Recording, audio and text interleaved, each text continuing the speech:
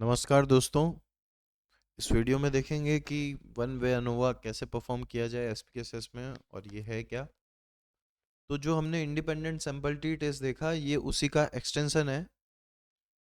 Independent sample T test में हम लोग किसी भी दो इंडिपेंडेंट ग्रुप के मीन्स को कंपेयर करते हैं और कंक्लूड करते हैं कि इनमें सिग्निफिकेंट डिफरेंस है या नहीं है। जबकि अनोवा में हम लोग दो से ज़्यादा मीन्स तीन या तीन से ज़्यादा ग्रुप्स को कंपेयर करते हैं। जब भी हमें तीन या तीन से ज़्यादा ग्रुप की कंपैरिजन करनी है तो हम लोग वन वे अनोवा को यूज़ करते हैं। सो आपका डिपेंडेंट वेरिएबल कुछ एजम्पशन है कि डिपेंडेंट वेरिएबल कंटिन्यूस होना चाहिए, नॉर्मली डिस्ट्रीब्यूटेड होना चाहिए, और जितने भी ग्रुप्स हैं तीन या तीन से ज़्यादा, आपके पास पाँच है सात हैं, वो सारे के सारे ग्रुप्स इंडिपेंडेंट होने चाहिए, एक दूसरे को इफ़ेक्ट करने वाले नहीं होने चाहिए, सैम्पल्स उनके इंडिपेंडेंट होने चाहिए। और होमोजेनिटी ऑफ वेरिएंस, आपका जो वेरिएंस है अक्रॉस द ग्रुप वो होमोजीनियस होना चाहिए, और उसके लिए हम लोग लेवेंस टेस्ट स्टेटिस्टिक्स यूज़ करते हैं। और इस टेस्ट के लिए अनोवा के लिए जो हमारी नल हाइपोथेसिस है वो ये हो सकती है कि all group means are equal, सभी के सभी ग्रुप्स का जो मीन है वो इक्वल है, सेम है, सिमिलर है, कोई डिफरेंस नहीं है। और अल्टरनेटिव हो सकती है कि एटलीस्ट किसी एक का डिफरेंट है, किसी एक ग्रुप का। और आप देख सकते हो होमोजेनिटी ऑफ वेरिएंस लेवेंस टेस्ट की एजम्पशन अगर 0.05 से ज़्यादा है तो हमारी एजम्पशन मीट हो जाएगी, देर आर इक्वल वेरिएंस। तो हमें देखना है कि आउटपुट में लेवेंस टेस्ट स्टेटिस्टिक्स 0.05 से ज़्यादा हो।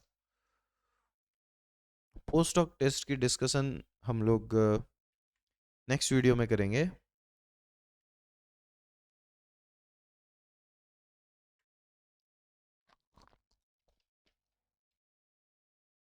हम लोग आ जाते हैं एसपीएसएस व्यू में, और आप देख सकते हो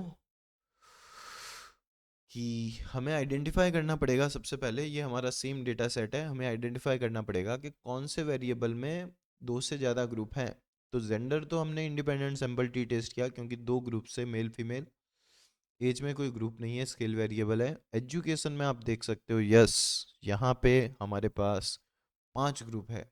अगर मुझे चेक करना है कि इन पांच ग्रुप्स में क्या कोई सिग्निफिकेंट डिफरेंस है सेटिस्फेक्शन में, कि स्कूलिंग वालों का सेटिस्फेक्शन कम है और प्रोफेशनल एजुकेशन वालों का ज़्यादा है, क्या ऐसा कुछ है, या फिर सबका सेम है।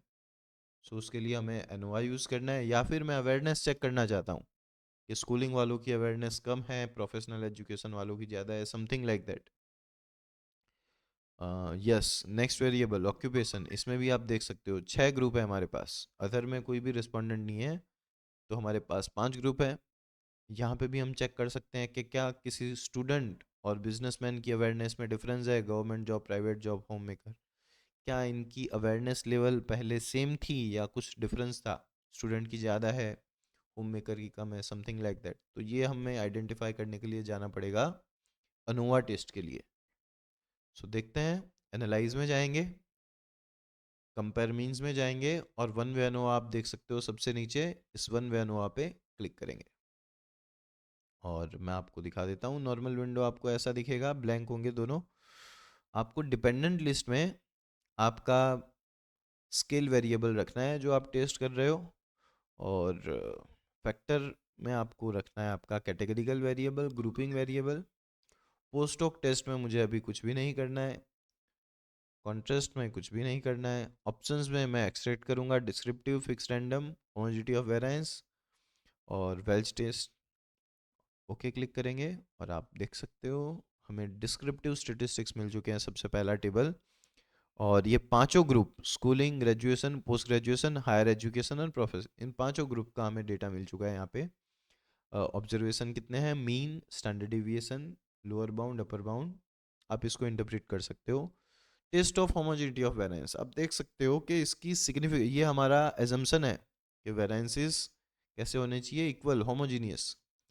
तो ये सिग्निफिकेंस है या नहीं है।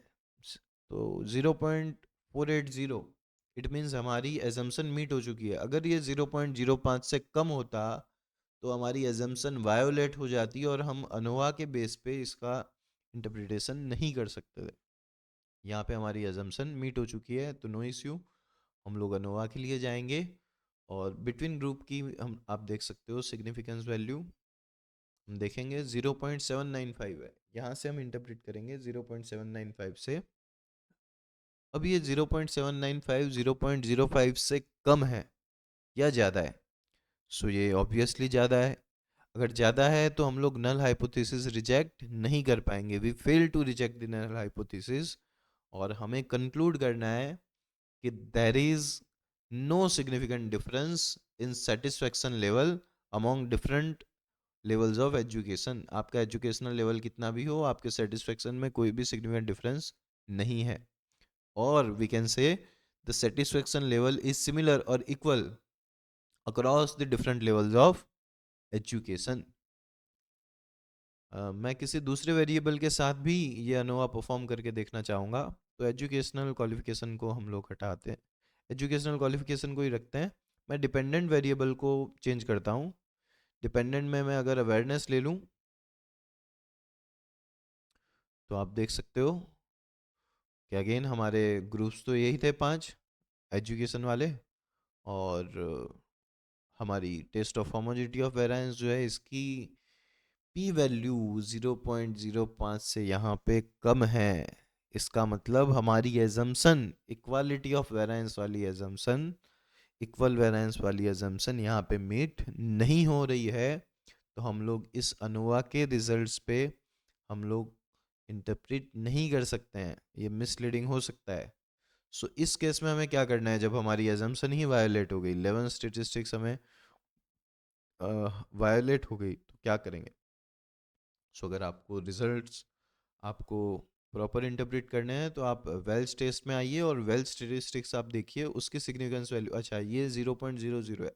सो नो इश्यू, ये सिग्निफिकेंट है, तो हम लोग इंटरप्रेट इस वैल्यू के बेस पे करेंगे।